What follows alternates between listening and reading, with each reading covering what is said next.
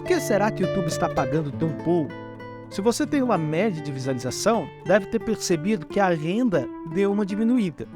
Tudo isso começou na época que os criadores receberam esse e-mail dizendo que no dia 1º de abril, o governo brasileiro cobraria uma taxa de quase 14% dos anunciantes que investiam lá. Se o anunciante pagasse $100 ou R$100, ele descontaria aí 14, 15, 10, dependendo do tipo de anúncio.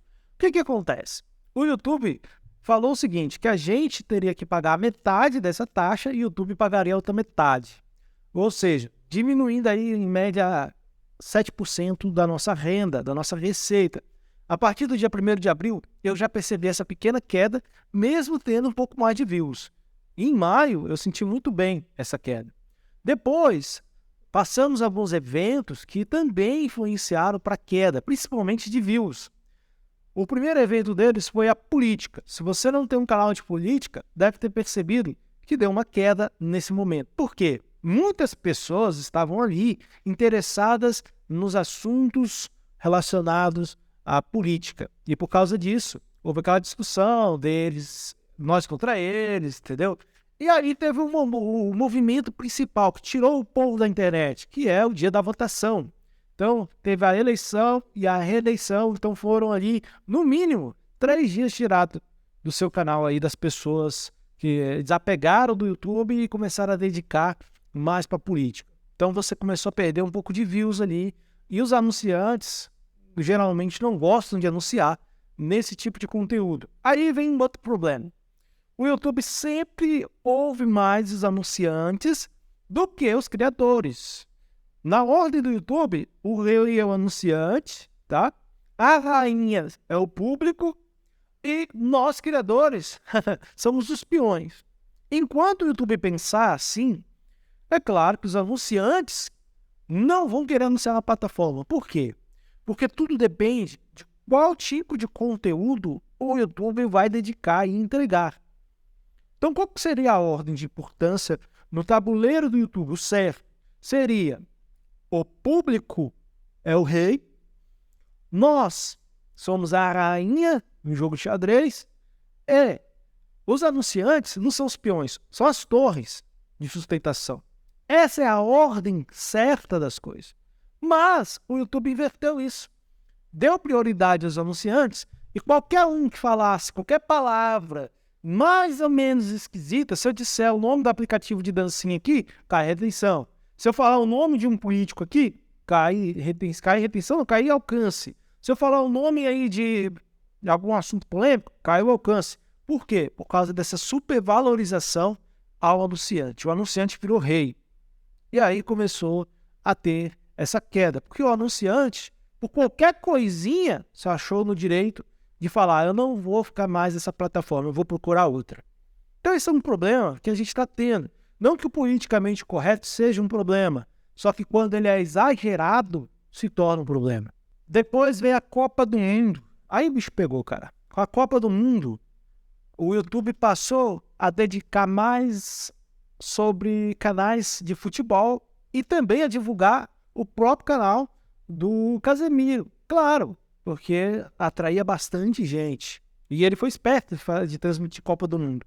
Aí todo o público, em dia de jogos, não estava no YouTube, estava na televisão, no canal do Casemiro, provavelmente na televisão, assistindo o jogo. Os anunciantes seguraram a mão de anunciar no YouTube e anunciaram mais aonde? Aonde você acha? Na televisão, falando dos grandes. E aí, cara, a renda caiu um pouco. Só que não só a renda, caiu também as views, porque o público saiu para assistir o jogo. No mínimo 2 dias sem o público normal nos dias de jogos. Aí imagina, teve a política, que já tirou um povo, que o povo ficou vacinado, que é viciado em política, certo? O povo viciou em política e não entende nada. Depois começou a assistir futebol, e aí ficou assim até o dia que a seleção brasileira foi eliminada. Legal. Aí depois disso veio o grande problema. E depois de novembro, né, que outubro teve a política, novembro a Copa, dezembro teve o anúncio dos shorts. E nos anúncios dos shorts, o bicho pegou, porque quando o YouTube começou a anunciar os shorts, as rendas, aí caiu mesmo, em dezembro caiu. Em vídeo longo acabou. Praticamente nada, caiu muito, certo? Eu diria que caiu 3 vezes, no meu caso. E aí, em dezembro, o YouTube investiu em shorts. Os criadores começaram a criar shorts, pensando que shorts pagariam bem. Só que até o momento, eles perceberam que não está pagando muito bem, não. Que a cada 1 milhão de views, ganhava 10, 20 dólares, o que é muito pouco, porque é quase impossível você conseguir 1 milhão de views em shorts. Além da métrica também ser bem difícil de alcançar. Então, o que acontece? Ele fez o anúncio do shorts, tentou atrair os anunciantes, mas parece que não deu muita liga. E como eu já disse várias vezes aqui, não dá. Por quê? Porque para ter liga, é necessário ter um conteúdo que vá de encontro com os anunciantes. Como que você vai fazer um anúncio em um vídeo que o cara tá fazendo dancinha? Não dá, cara. A não ser que você tenha uma banda, certo? De música, não dá, é muito difícil. Só os grandes anunciarão nessa plataforma só para aparecer ali. E aí o que acontece? Quando o YouTube começou a falar dos shorts, incentivar os shorts, que eu acho bom ter os shorts, falar dos shorts, ele abandonou os vídeos longos. Ah, mas os anunciantes desistiram dos vídeos longos. Não, dividiu um pouco, certo? Mas ele abandonou. Se você tem um canal pequeno, você deve ter percebido que hoje você posta um vídeo e é muito mais difícil de você ter views. Observa, por exemplo, esse canal aqui que eu separei de um cara que eu vi um vídeo dele e gostei, Thiago Mota, tá? Eu vou até me inscrever aqui, que fala de táticas de futebol. Cara, o canal dele é perfeito, a miniatura é bonita, o assunto é popular e mesmo assim os vídeos deles têm poucos views. Eu não estou falando isso para diminuir o mérito do cara, não. O canal é muito bom. Mas o que acontece? O YouTube parou de impulsionar, como antes, os vídeos longos. Então, para um canal pequeno, por exemplo, você vai entrar no YouTube, deixa eu entrar aqui no YouTube aqui. Você vai ver as impressões. Aí nas impressões, você vai encontrar alguns inscritos que eu sigo, né? Aí vai aparecer para mim aqui, é legal. Só que, no meio de tanto conteúdo, você vai encontrar assuntos populares, ó, jogo de futebol. Aí como é que você compete com os gols? Assista os gols. O cara não tem como competir com isso. Então, em impressão, a pessoa vai clicar nisso, vai clicar naquilo. Ele só vai clicar no seu vídeo, nas impressões, se o assunto for realmente preciso para ele, for útil para ele. Então, você tem que criar conteúdo útil. Só que mesmo assim, diante de toda a competição, vai aparecer para ele vídeos de criadores muito mais famosos. Então, você, na impressão, se você tiver 1000 impressões e ganhar 10 cliques, você já fez um milagre. É. E qual é a impressão? Qual que é a forma aqui de ganhar mais views para um canal pequeno? Qual que é a métrica mais importante, diria assim? A métrica mais importante para um canal pequeno é essa daqui, ó. Por exemplo, eu vou clicar no vídeo... Deixa eu ver... Do Gério aqui. Cliquei no vídeo do Gério. Beleza. Vai aparecer aqui do lado, aqui embaixo, indicações de outros vídeos. Então a pessoa assistiu o vídeo dele, está procurando o seu assunto, ela vai clicar aqui. Só que raramente o seu vídeo vai aparecer aqui, a não ser que você faça um vídeo extraordinário, de retenção de 100%. E mesmo assim, se você não tiver um público estabelecido, vai ter dificuldade para colocar o vídeo aqui, certo? Então, com poucas impressões, YouTube entregando pouco e indicando pouco, obviamente que os vídeos do cara vai ter menos views. Por melhor que seja o conteúdo dele, por mais tops que seja, por mais que ele tenha um canal nichado, ele vai ter dificuldade.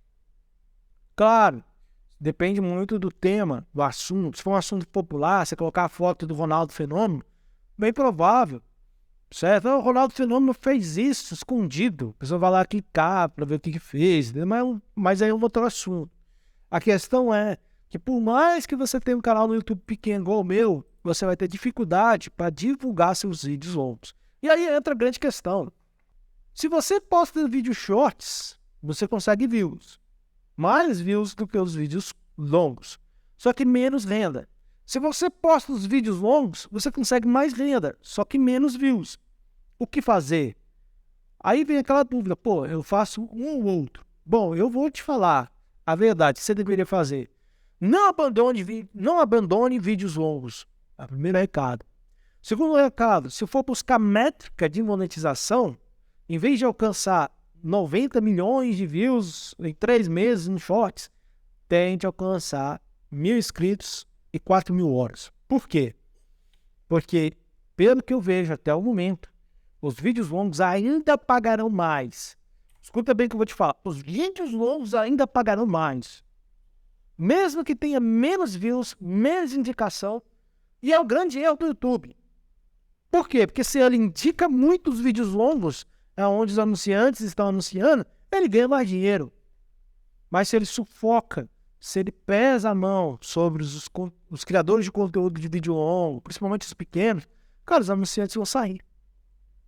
Porque os grandes YouTubers, no geral, têm canal de entretenimento, onde anunciantes de marcas tipo de celular não vai querer anunciar.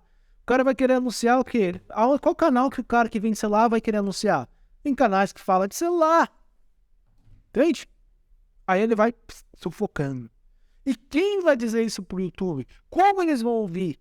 Eles não vão ouvir. Então você precisa contornar essa situação. Então, todos esses assuntos, esses temas, política, futebol, saída daquela coisa que a gente passou, que eu não posso falar o nome aqui, tá vendo? Que é difícil. A iniciação dos shorts, sabe? A competição da plataforma com outras empresas, o medo de perder um público e aí faz de tudo e não faz nada, sabe? Fez a renda cair. E o único jeito de você contornar essa situação, como eu já disse, ou é trabalhando muito mais, até ficar doido, certo? Ou tentando criar vídeos, anúncios, indicações de produtos em seus vídeos e torcer para que um dia o YouTube entenda que os canais pequenos são importantes, que o rei não é o anunciante, mas o público, que a rainha, ou seja, aquela que faz todo o trabalho, é os criadores, e quem sustenta os dois são as torres.